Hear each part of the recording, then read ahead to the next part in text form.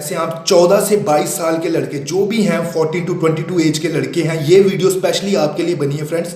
जरूर देखें। मुझे बहुत एक अच्छा क्वेश्चन आया, नीतीश त्यागी भाई ने पूछा कि जो लड़के कम एज के हैं और वो जिम में वर्कआउट करके बढ़िया बॉडी बनाना चाहते हैं, अगर उनका कोच ट्रेनर उनको गलत जगह से मतलब स्टीरॉयड वगैरह की तरफ लगा दे और उसके बाद जो साइड इफेक्ट वगैरह बन रहे हैं, तो इस सारी चीज़ का, सारे फायदे नुकसान का क्या जड़ है और इससे क्या सोल्यूशन हमें लेना चाहिए, क्या सीख लेनी चाहिए, इससे क्या सोल्यूशन है। और इसका तो मैं सिंपल सी चीज़ बता दूं, ये प्यूबर्टी की एज है और इस प्यूबर्टी एज में जो मैं 14 से बात कर रहा हूँ, 14 जो 12 से एक्चुअली 16 तक है, हमारे हार्मोनल ग्रोथ बहुत ज़्यादा होती है, हार्मोनल चेंजेस बहुत ज़्यादा होते हैं हमारी बॉडी में। एक्चुअली जो ब्रेन होती है वो सिग्नल देती है टेस्टिकल्स जो होते हैं कि हार्मोन्स जो हैं जैसे टेस्टोस्टेरोन वगैरह, इनकी प्रोडक्शन बढ़ानी है ताकि मेल लाइक कैरेक्टर जो है उस आदमी में, उस लड़के में आने शुरू हो जाए, जिसमें आपके सेक्सुअल हार्मोन्स को प्रोड्यूस करना, दूसरा जो है रिप्रोडक्शन के ऑर्गन की ग्रोथ करना, हेयर बियर्ड मुस्टैशेस, ठीक है, हेयर ग्रोथ बॉडी पे होना, मसल्स डेवलप होना, ये सारी चीज़ें ही इसमें आती हैं। इस प्यूबर्टी की एज में ही इनकी शुरुआत होनी शुरू हो जाती है, मतलब जो एक नेक्स्ट लेवल पे इनकी शुरुआत शुरू होती है, क्योंकि ब्रेन और टेस्टिकल्स का सिग्नल जो है बनना शुरू हो जाता है कि हमें प्रोडक्शन बढ़ानी है अब, ठीक है। तो ये प्यूबर्टी की एज है। अगर अभी आप इस एज में अगर आप ऐसी चीज़ें स्टीरॉइड्स वगैरह के चक्कर में पड़ जाओगे तो बहुत ज़्यादा साइड इफेक्ट होने वाले हैं। जैसे कि इन्होंने बताया कि टेस्टोस्टेरोन ये लेना शुरू कर दिया। देखो, इस एज में आपकी बॉडी में नेचुरल ही टेस्टोस्टेरोन प्रोडक्शन हो रही होती है और नेचुरल टेस्टोस्टेरोन प्रोडक्शन अभी पीक पे भी नहीं है, वो अभी बढ़ेगी, उसका ग्राफ जो है इंक्लाइन हो रहा है। और अगर इसी एज में, इसी टाइम पे आप अगर एक्सटर्नल टेस्टोस्टेरोन लेने शुरू कर दोगे तो आपके जो है ग्रोथ हार्मोन, जितनी जो आपके हार्मोन्स है, टेस्टोस्टेरोन है, ग्रोथ हार्मोन है, ये जितने प्रोड्यूस होने हैं नेचुरल तरीके से, जितने हमारी बॉडी, हमारे ऑर्गन्स, हमारे टेस्टिकल्स हैं, जितने इनको प्रोड्यूस करना, उनको भी आप इनहिबिट कर दोगे। और इस एज में ऐसी चीज़ें ली हुई स्टीरॉयड वगैरह, टेस्टोस्टेरोन सिंथेटिक फॉर्म में लिए हुए या टेस्टोस्टेरोन डेरिवेटिव्स जो भी लोगे आप, वो आपको परमानेंट डैमेज दे सकते हैं। इस एज में आपको इन चीज़ों से बचने की ज़रूरत ही नहीं, मतलब कि ये है कि इन चीज़ों से दूर ही रहना है, इन चीज़ों के बारे में सोचना ही नहीं है। इवन मैं तो कहूँगा वे प्रोटीन, क्रेटीन ऐसी चीज़ें भी ना लें, जितना हो सके बचाव करके, जितना नेचुरल तरीके से आप बॉडी बना सके उतना ही बढ़िया। किसी सो कॉल्ड कोच, ट्रेनर, गुरुजी के चक्कर में ना पड़ जाए इस एज में। सिंपल सी चीज़ है, इस एज में सिर्फ आपने बॉडी वेट एक्सरसाइजेज पे ज़्यादा ध्यान देना है। वो मैं पहले ही बता चुका हूँ क्यों बॉडी वेट ज़्यादा एक्सरसाइजेज पे ज़्यादा ध्यान देना और लाइट वेट पे क्यों ध्यान देना है, ताकि आपकी जो है हाइट ग्रोथ है वो भी नहीं रुके ना, क्योंकि इसी एज में हार्मोनल चेंजेस होने के कारण हमारी हाइट ग्रोथ होती है ज़्यादा, ठीक है। और इवन 22 के बाद भी कहीं की होती है, पर मैक्सिमम 22 तक तो हाइट ग्रोथ होती है। तो हमें ऐसे ग्रोथ हार्मोन्स वगैरह की जो नेचुरल प्रोडक्शन है उसको नहीं रोकना, ऐसी डेरिवेटिव्स, टेस्टोस्टेरोन वगैरह एक्सटर्नल लेके। ये आप सिंपल सी चीज़ समझ लो, परमानेंट डैमेज हो सकता है। शायद आप ड्राफ्ट रह जाओ, हाइट ना बढ़े आपकी, या फिर हो सकता है कि आपके टेस्टिकल्स वगैरह या आपके जो मेल रिप्रोडक्शन ऑर्गन्स हैं उनकी ग्रोथ ना हो।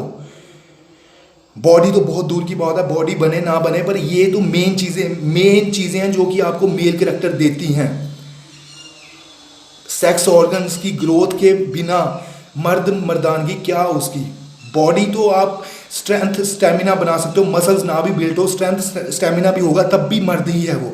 पर अगर सेक्सुअल ऑर्गन्स जो है, रिप्रोडक्शन ऑर्गन्स, उनकी ही ग्रोथ ना हो बढ़िया तरीके से, तो ये समझ लीजिए कि अगर आपकी ये जो रिप्रोडक्शन की पावर है वो ही अगर इनहिबिट हो रही है तो वो मर्द किस बात का फिर। तो सिंपल सी चीज़ है, यहाँ पे ये समझने की कोशिश करो कि कोई भी ऐसा सोर्स या डेरिवेटिव या कोच या ट्रेनर कोई भी आपको ऐसी सलाह देता है तो कभी भी इस चक्कर में ना पड़े। इस एज में 14 टू 22, इस एज में कोई भी ऐसा एक्सटर्नल टेस्टोस्टेरोन, एक्सटर्नल हार्मोन कोई भी ऐसा ना लें बॉडी बनाने के चक्कर में, कहीं परमानेंट डैमेज ना हो जाए। क्योंकि और मैंने ये कहा कि बॉडी वेट एक्सरसाइजेज करनी है, क्योंकि हमारी स्पाइन को हमने जो है उसकी ग्रोथ हो रही है, स्पाइन जो है लचीली होती है, फ्लेक्सिबल होती है, और इसकी ग्रोथ हो रही होती है। जब हम इसको हैवी वेट से इसको कंप्रेस करेंगे तो ये बार बार रेपिटेशन के साथ, जैसे डेली कर रहे हैं और काफ़ी लॉन्ग रन में करते गए हम कम एज में, जब हम प्यूबर्टी की एज है, ग्रोथ की एज है, तो स्पाइन को परमानेंट कंप्रेशन स्टेज में चले जाती है वो, जिसके कारण आपकी जो एक्चुअल हाइट है, जो जेनेटिक्स आपको हाइट देती है, हेरिटेंस आपको हाइट देता है, आपका जो न्यूट्रिशन आपको हाइट देता है, वर्कआउट आपको हाइट देता है, जो वो नेचुरल जितनी ग्रोथ होनी चाहिए वो नहीं होगी, क्योंकि स्पाइन परमानेंटली कंप्रेस हो जाएगी, कंप्रेशन में आ जाएगी, जिसके कारण आप एक्चुअल ग्रोथ जो हाइट की है वो नहीं हो पाएगी। तो ये चीज़ भी आपने यहाँ समझनी है, क्यों लाइट वेट या बॉडी वेट एक्सरसाइजेज पे ही ध्यान देना है इस एज में। एटलीस्ट 14 to 18 तक तो सिर्फ बॉडी वेट पे और light weight workout, light weight exercises पे ही ध्यान देना है। हैवी वेट लगाने की कोशिश ना करें लोगों को देख के। आपकी अभी एज बढ़ने की है, ग्रोथ की एज है।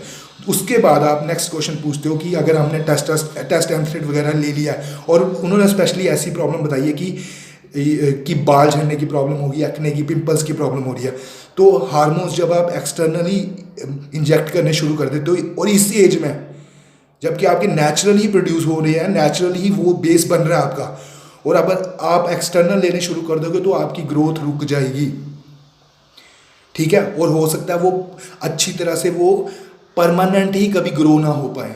तो इस एज में तो बिल्कुल परहेज रखें ऐसी चीज़ों का।